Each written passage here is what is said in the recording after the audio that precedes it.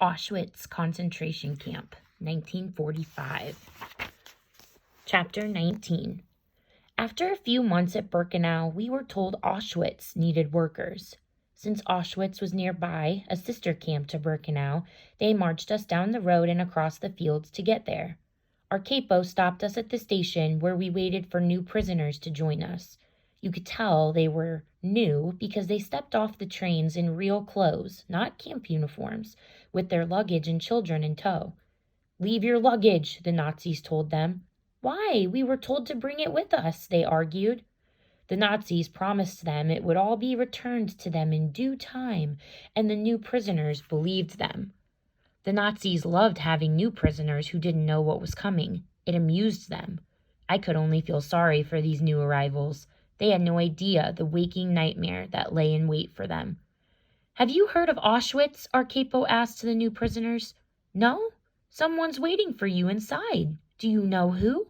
"Death, of course. Death waits for you. Look and see." The new prisoners kept their distance from us veteran prisoners as we were herded toward the main gate. They looked at us with wide eyes and pulled their children away from us. Did we look like monsters to them? I glanced around at the other prisoners who had come with me from Birkenau.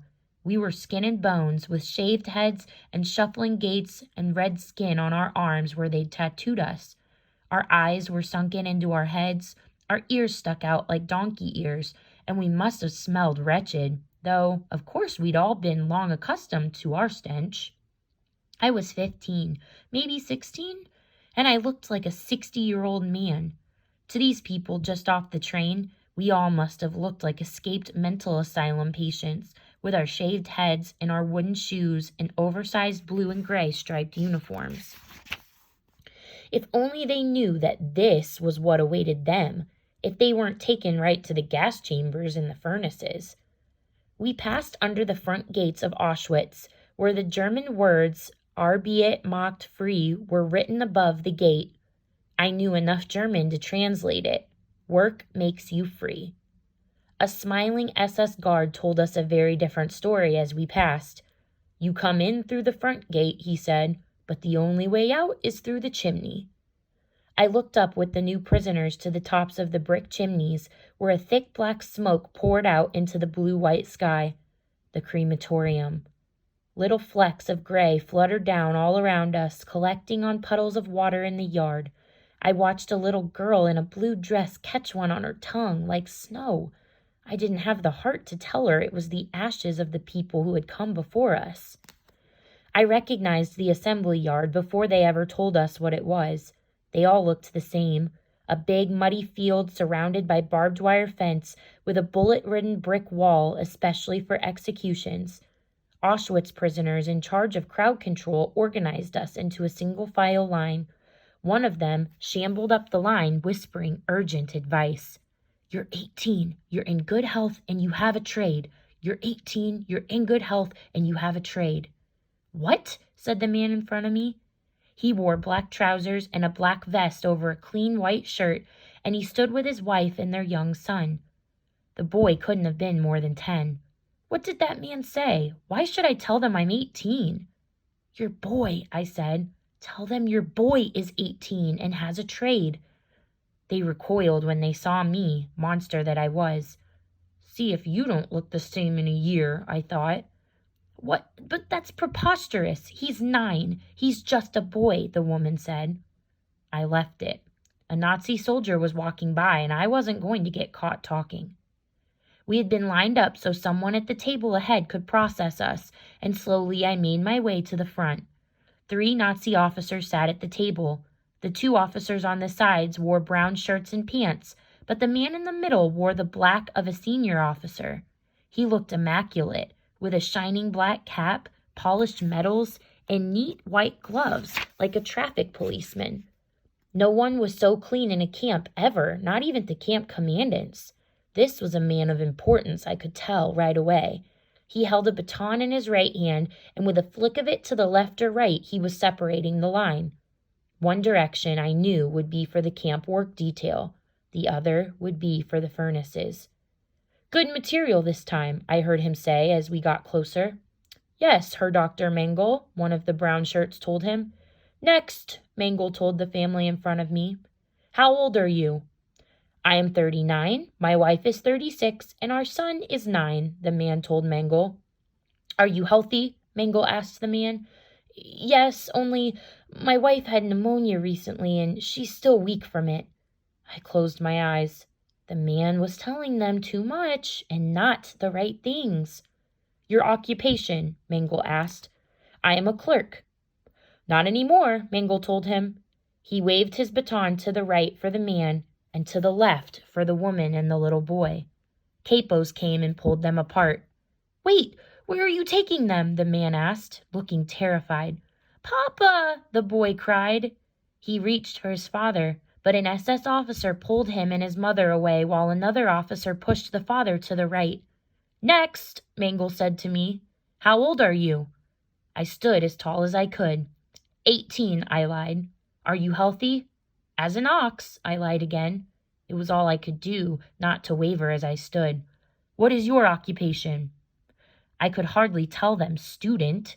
The man before had said clerk, and he'd been lucky they'd kept him. Bricklayer, I lied again. Herr Dr. Mengel pointed his baton to the right, and I joined the ranks of the other men and women who'd been kept to work. At least, I hoped that was the group I'd been assigned to. Beside the new prisoners, the old prisoners like me looked pathetically weak and incapable of any kind of real labor. Where are they taking my wife and son? The man who had been ahead of me asked a capo. The capo cuffed him with his club, making the man's lip bleed. They're going to the gas chambers. Now shut up unless you want to join them. For a moment it looked like the man might say that he would. Save your own life, someone whispered behind him. Just let them go. It's better for them this way. How can I let them go? The man cried. They're my family. I love them. But he stayed where he was, holding the back of his hand to his bleeding lip as he wept. When the selection was finished, one of the brown shirts addressed our group. Herr Dr. Mengel was done for the day. Prisoners, the brown shirt said. You are fortunate. You are strong enough to have been selected for work.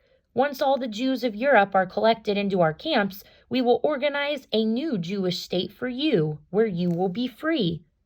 The new prisoners looked at one another hopefully. Some of them, like the man who'd been in front of me in line, no doubt thought this meant that his wife and son were still alive and just taken to a different part of the camp. They didn't know the games the Nazis played yet, the lies they told us for sport. You will be happy to know, too, that your stay here in the camp will cost you nothing. All the valuables you brought with you are at this moment being distributed among the camps where they will be used exclusively for the benefit of the Jews. Another lie. At Birkenau, we had seen the stockpiles of riches in Canada, the camp storehouse. We had seen how the Nazis made the warehouse their own personal shopping center before shipping trainloads of gold and silver back to Berlin. Work, the officer urged us. Work will set you free. If you work hard, if you perform your duties faithfully, you may be attached to the Wehrmacht as service personnel. From there, you may even earn positions of authority within the new Jewish state. The new prisoners nodded, buying it hook, line, and sinker. I didn't have the heart to tell any of the new Jews it was all a pack of lies when the roll call was finished and we were sent to our new barracks. No one did. The new prisoners would learn soon enough, and they would accept the truth or they would die. That night, as I lay in the middle slot of my 3-tiered bunk, I heard voices in the distance singing. I couldn't believe it, and I lifted my head to hear better. It was a lullaby my mother had sung to me when I was a child, but it sounded like it was being sung by a choir. Had I finally lost my mind? Was I going crazy? It's the women, the man next to me in the bunk whispered. They sing when mothers and their children are taken to the gas chambers. I listened to their song, distant and plaintive. How often do they sing? I asked. All day, the man said. All day and every night.